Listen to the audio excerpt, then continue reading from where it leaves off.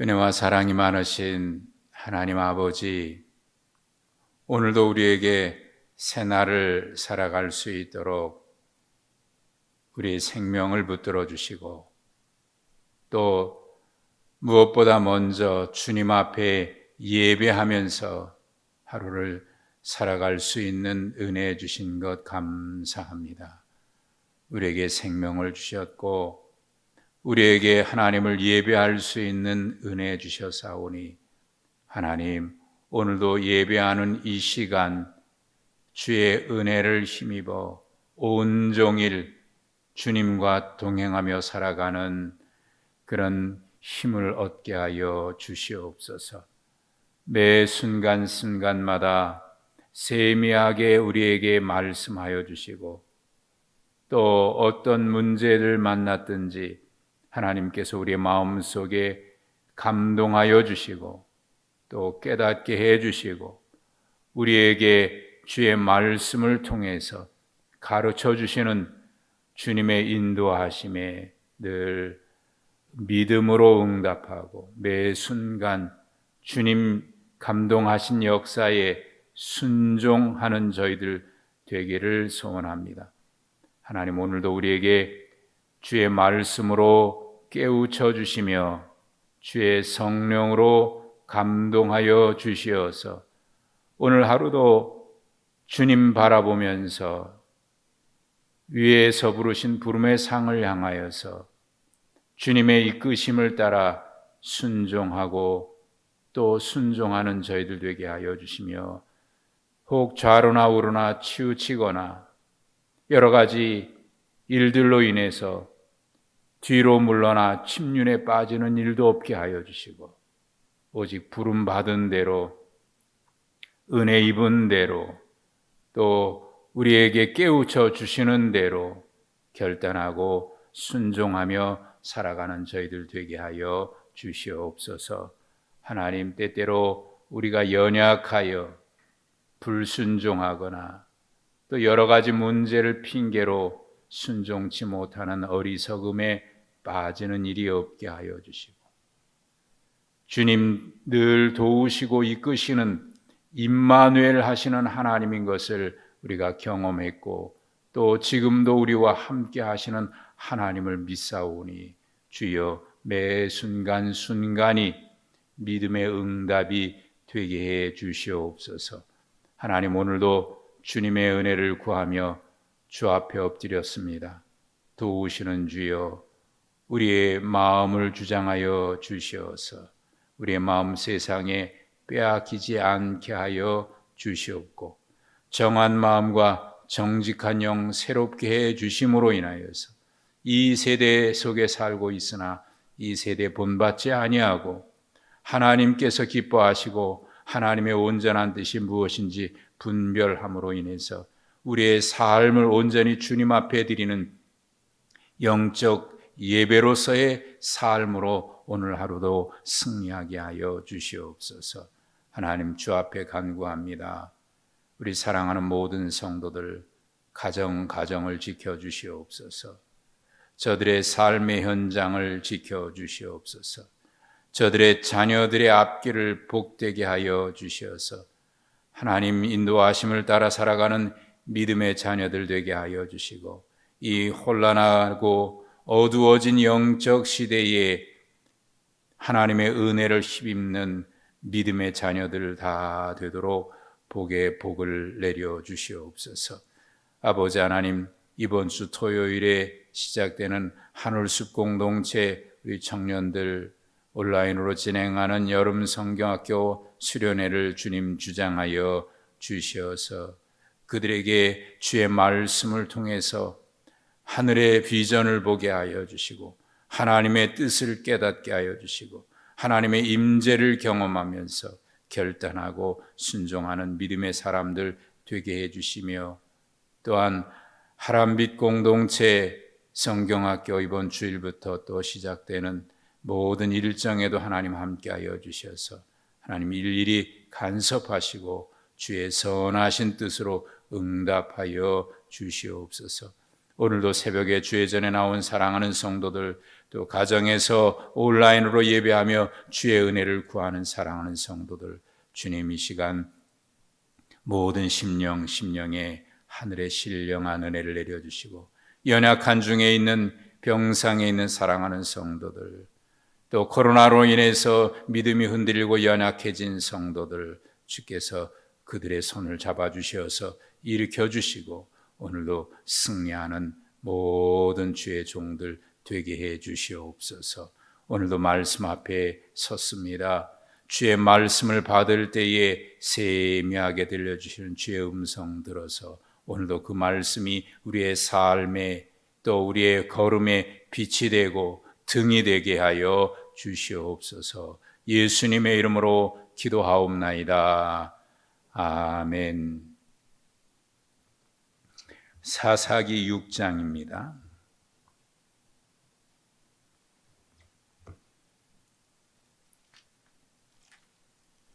사사기 6장 33절부터 40절까지.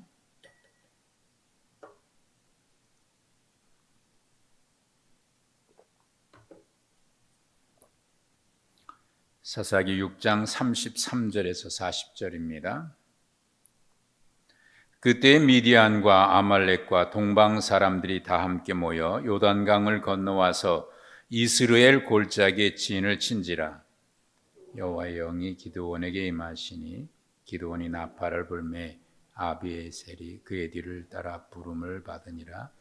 기드온이 또 사자들을 온 므낫세에 두루 보내매 그들도 모여서 그를 따르고 또 사자들을 아셀과 스불론과 납달리에 보내매 그 무리도 올라와 그를 영접하더라. 기드온이 하나님께 여쭈되 주께서 이미 말씀하심같이 내 손으로 이스라엘을 구원하시려거든 보소서. 내가 양털 한 뭉치를 타작 마당에 두리니 만일 이슬이 양털에만 있고 주변 땅은 마르면 주께서 이미 말씀하심같이 내 손으로 이스라엘을 구원하실 줄을 내가 알겠나이다 하였더니 그대로 된지라. 이튿날 기드온이 일찍 일어나서 양털을 가져다가 그 양털에서 이슬을 짜니 물이 그릇에 가득하더라. 기드온이 또 하나님께 여쭈되 주여 내게 노하지 마옵소서. 내가 이번만 말하리이다. 구하옵나니 내게 이번만 양털로 시험하게 하소서. 원하건대 양털만 마르고 그 주변 땅에는 다 이슬이 있게 하옵소서 하였더니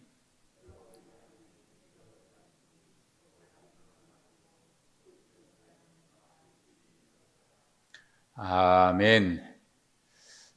오늘 하루도 복된 날 되시고 또 어떤 일 만나든지 주님 인도하심 가운데 승리하는 복된 하루 되시기를 축복합니다. 이스라엘 백성들이 가나안 땅에 약속의 땅에 드디어 도착을 했지만 약속의 땅이고요. 축복의 땅 아니겠습니까? 그런데 그 땅에 도착을 해서 살아가지만 실상은 그 땅이 그들에게 복되기보다는 끊임없는 이방 민족, 그 가나안 족속들 몰아내지 못한 가나안 족속들의 침탈로 인해서 괴로움의 세월들을 지나고 있어요. 약속의 땅에 사는데 약속을 받아 누리지 못하고 있습니다. 샬롬의 땅, 평안의 땅에 왔는데 그들에게 평안함이 없어요. 그 이유가 무엇일까? 그렇게 하나님께서 약속하시고 이끌어 주셔서 드디어 복된 땅에 왔는데 그 땅에 왜 복이 이루어지지 않았을까요? 끊임없는 족속들의 공격으로 인해서 시달리고 또 시달리는 그 세월이 계속됩니다. 6장 말씀은 기드온을 하나님께서 부르신 일인데 미디안 족속 또 아말렉 족속과 동방 족속들이 연합해서 계속해서 와서 빼앗아갑니다. 하나님의 약속의 땅을 왔는데 그래서 그들은 그 땅에서 누리지 못하고 다 산으로 도망가고 산 속에 가서 동굴 속에 피난해서 사는 그 세월이 7년이 지속됐다. 여러분 생각해 보시면 참 얼마나 안타까운 일이고 비참한 생활이겠습니까? 이스라엘 백성들이 2번씩이나 하나님 앞에 부르짖습니다. 그때 하나님이 선지자를 통해서 왜 이렇게 됐는지, 약속의 땅에 왔는데 왜 약속을 누리지 못하고 있는지, 축복의 땅에 들어왔는데 왜 축복의 삶을 살지 못하는지, 그 이유를 선지자를 통해서 깨닫게 해주십니다. 에베소 교회를 통해서 하나님 말씀하셨던 것처럼 너희가 어디에서 잘못됐고 어디에서 떨어졌는지 그 이유를 알아야 되지 않겠습니까? 그래서 선지자가 하나님의 말씀을 전합니다. 왜 약속의 땅에서 약속을 누리지 못하는가? 그 3가지 말씀을 했는데, 첫째는 하나님이 그들을 애굽에서 이 땅으로 인도해 주셨는데 그 하나님을 잊었다는 거예요. 2번째는 그 하나님을 섬기지 못하고 이 땅에서 하나님 예배하지 않고 우상 바알과 아세라를 섬겼다. 3번째는 하나님의 말씀 언약을 지키지 않고 순종치 않았다는 거예요. 그리고 나서 하나님은 그들에게 긍휼을 베푸셔서 기드온이라고 하는 사사를 하나님이 부르시는데, 사실은 기드온도 그의 아버지 집에 바알의 신전이 제단이 있을 만큼 깊이 타락한 가정. 기드온도 하나님의 부르심을 받았지만 주저주저하고 망설입니다. 그런 기드온에게 하나님께서 오늘 주의 영을 부어주셔서 그들의 공격으로부터 하나님이 기드온을 통해서 내가 너를 통해서 이 백성들을 건져내리라 말씀하여 주셨고, 또 그에게 증거까지 보여주셨어요. 그러자 오늘 34절에 있는 것처럼 여호와의 영이 임했고, 그래서 이 미디안 아말렉 동방 사람들의 공격에 대항하기 위해서 나팔을 부니까 많은 사람들이 몰려들었습니다. 두려워 떨었던 백성들이 몰려들기 시작하는데, 가장 먼저 34절에 보니까 그의 가문인 아비에셀의 집이 그를 따랐고요. 그리고 35절에 보니까 그의 지파가 속한 므낫세 지파, 그리고 아셀과 스불론, 납달리 있는 사람들이 다 몰려오기 시작했는데, 그때 모인 사람들이 우리가 잘 아는 대로 32,000명. 굉장한 수입니다. 자, 그들이 모여왔어요. 이제 싸워야 될 텐데 기드온 여전히 주저주저하고 하나님 앞에 기도합니다. 그게 36절이죠. 하나님이 이미 말씀하셨지만 하나님 말씀하신 대로 내 손으로 이스라엘을 구원하시려거든. 그것이 분명하다면 증거를 보여주십시오 해서 그 증거를 2가지로 하나님을 시험하지요. 첫째는 하나님께서 분명 내 손으로 이스라엘을 구원하시는 것이 맞다면 양털 한 뭉치 뭉쳐서 여기 놓을 테니까 밤사이에 이슬이 내릴 때에 주변 땅은 마르고 이 양털에만 물이 젖게 해주십시오. 다음날 아침에 일어나 보니까 그렇게 됐어요. 그 양털을 짜니까 물이 그릇에 가득할 만큼 물이 나왔다니. 분명하지 않습니까? 그런데 또다시 하나님께 시험합니다. 하나님, 한 번만 더 확인해 주십시오. 이번에는 반대로 양털은 마르고 주변 땅은 젖게 해 주십시오. 그대로 돼요. 사실 첫 번째 양털만 젖는다고 하는 것은 밤사이에 이슬이 내릴 때에 양털에는 물이 계속 흡수하니까 거기에 마르지 않고 그대로 있지 않겠습니까? 아침에 주변 땅은 이슬 정도에 금방 마르니까, 스며들어서 말라서 없어지니까, 이거 뭐 자연현상일 수 있겠다, 이거 뭐 분명한 것 같지 않는데, 그래서 오히려 2번째는 그 반대로 얘기한 거예요. 이번에는 이게 자연현상이라고 하기가 어려울 테니까, 핑계대기 어려울 테니까 말이죠. 하나님 그것도 용납하여 주셔서 그 두 번째 증거도 보여주셨습니다. 자, 여러분, 우리가 종종 이 기드온이 했던 것처럼 우리도 종종 하나님의 뜻이 무엇인지 좀 확인하고 싶을 때 어떤 증거를 구할 때가 많아요. 하나님의 뜻이 무엇입니까? 증거를 보여주십시오. 그러면 내가 순종하겠습니다. 그런데 여러분, 우리가 그렇게 할 때 종종 우리가 하는 그렇게 증거를 구하는 이유가 무엇인지 좀 우리 자신에게 솔직하게 확인해 볼 필요가 있습니다.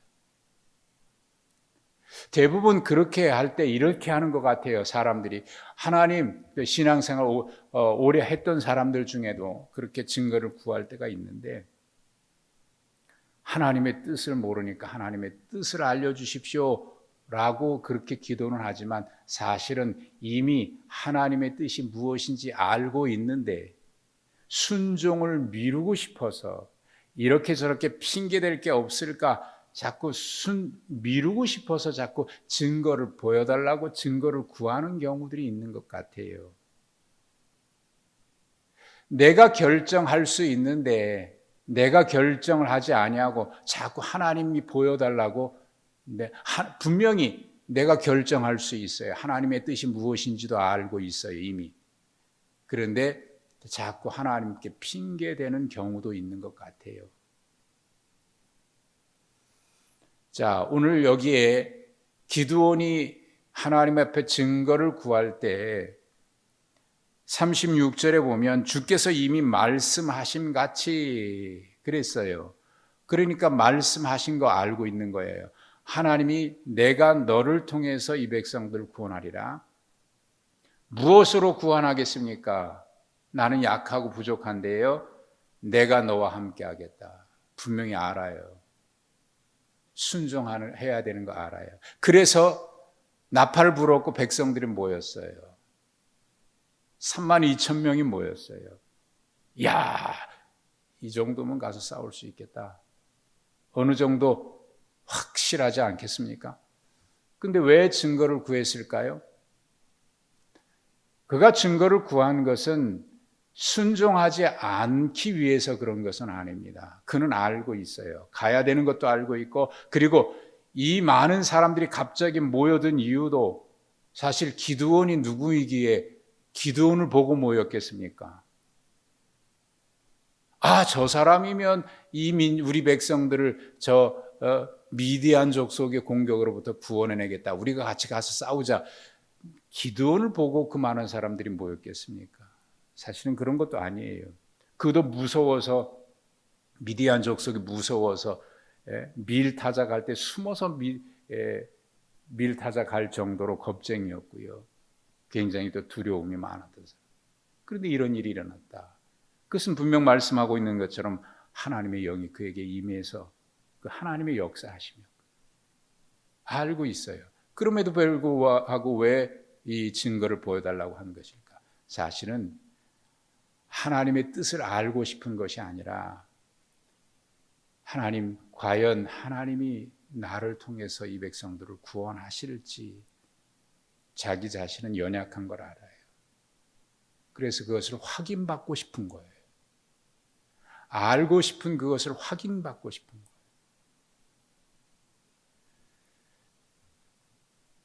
그럼에도 불구하고 하나님은 이미 내가 너에게 몇 번 얘기하지 않았느냐. 여호와의 사자가 그에게 나타나서 예배를 받아주셨고요. 여러 가지 일도 있었는데 왜 못 믿냐? 믿음이 연약한 자여 책망하지 아니하시고 증거를 보여주시거든요. 이 미디안의 방법을 우리가 종종 하면서 사실 여기 사사시대에 하나님의 영이 임했다. 그래서 그가 능력을 힘입어서 일을 했다. 그럴 때 우리는 종종 지금도 하나님 성령으로 우리에게 능력을 주셔서 내가 하지 못할 어떤 굉장한 힘이 생기고 기적을 행할 수 있는 능력을 부어주셔서 내가 그 일을 행하게 해주십시오. 이렇게 구하는 경우들이 종종 있어요.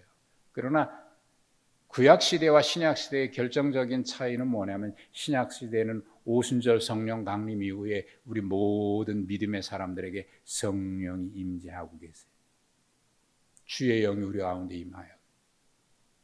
그래서 우리가 말씀을 볼 때에 하나님의 뜻이 무엇인지 여러분 성경을 박식하게 다 알지 못해도 하나님 이 일을 하는 것이 하나님 기뻐하시는 일입니까? 하지 않는 것이 기뻐하는 일이겠습니까? 어느 정도 분별할 수 있는 능력들이 다 있어요. 하나님의 말씀을 받을 때 아하, 그래, 이렇게 하는 것이 하나님 뜻이구나. 여러분 어느 정도 우리는 다 그것을 알고 있어요. 여러분이 어떤 일을 결정할 때에 망설여지는 이유가 뭡니까? 정말 하나님의 뜻인지 몰라서 그럽니까? 아니면 내 생각으로 이렇게 저렇게 계산하게 이 사람 눈치 보고 저 사람 눈치 보고 또 이렇게 됐을 때 혹 어떻게 되면 어떻게 할까 미리 이루어지지도 않은 그 일에 대해서 염려 때문에 그런 것입니까? 그때 우리가 정말 하나님의 뜻인지 아닌지가 궁금한 것인지 아니면 내가 하나님의 뜻임에도 불구하고 이런저런 것 재느라고 염려 때문에 순종하지 않는 것인지 그것에 대해서 우리가 하나님 앞에 우리 자신을 솔직하게 드러내놓고 물을 필요가 있습니다. 그때 가져야 될 것이 뭐냐면 하나님은 어떤 마음이실까? 하나님 아버지의 마음이어야 합니다. 현실에 대한 나의 계산이 아니라 이렇게 됐을 때 이렇게 되면 어떡하지? 안 되면 어떡하지? 다른 사람이 이렇게 반응하면 어떡하지? 하는 그런 것이 아니라 하나님 아버지의 마음은 어떤 것일까? 하나님 아버지의 마음은 어떤 것일까? 그 하나님 아버지의 마음을 알아야 합니다. 사실 이번에 제가 결단하고 지내오면서 이런저런 염려가 왜 없었겠습니까? 그런데 그런 거 계산하게 되면 혹이나 처음에 그 이식센터 코디가 얘기했던 것처럼 최악의 경우 죽을 수도 있습니다 라고 하는 이야기를 했을 때 그런 염려 왜 안 들었겠습니까? 그런 거 저런 거 계산하는 게 왜 안 저도 인간인데 그러나 분명한 것은 하나님이 주신 마음이고 하나님이 그것을 기뻐하신다는 마음이었고 하나님께서 감동을 주신 것이 분명하기 때문에 하나님이 시작하신 일이라고 하는 확신이 있었어요. 뭘 주저하겠어요? 순종해야 되지 않습니까? 그것이 아버지의 뜻이 분명하다면. 그런데 우리는 종종 아버지의 뜻이 하나님이 기뻐하시는 거 이렇게 하는 것이 하나님이 기뻐하신다는 걸 우리는 알아요. 생각해 보면 알아요. 근데 그렇게 생각하기 전에 우리 속에 먼저 들어오는 생각이 있는데 우리의 습관입니다. 그렇게 살아온 우리의 습관입니다. 육체를 따라 살아가는 우리의 습관입니다. 안 되면 어떡하지? 이렇게 했을 때 어떤 사람은 이렇게 하는데 저 사람들은 저렇게 하는데 내가 이렇게 하면 손해보는 거 아닐까? 하나님 주시는 마음보다 하나님 아버지의 마음보다 내 염려와 걱정이 먼저 우리를 사로잡습니다.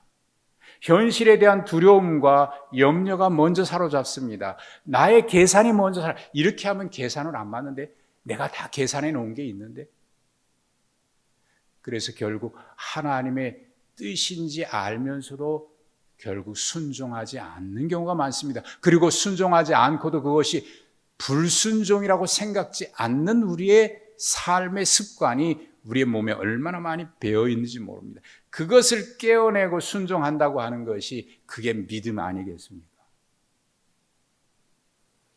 그럼에도 불구하고 하나님은 책망하지 않고 기드온에게 보여주셨던 것처럼 그래, 염려되지, 걱정되지, 그러나 두려워하지 말아라. 내가 너와 함께 함이니라. 그것이 오늘도 우리에게 주시는 하나님의 말씀입니다. 염려하지 말아라. 두려워하지 말아라. 무엇 때문에 두려워하느냐? 무엇 때문에 염려하느냐? 생각해봐라. 내가 함께하지 않을 것 때문에 두려워하느냐? 아니면 네가 그 일에 대해서 내가 함께하는 것보다 다른 어떤 여러 가지 일들 때문에 두려워하는 것이냐? 우리가 주님 앞에 조용히 우리의 마음을 내려놓고 하나님 무엇입니까? 하면 하나님 우리 속에 정말 순종하려고 하는데 내가 부족해서 그렇다고 하면 하나님께서 우리에게 힘을 주실 거예요.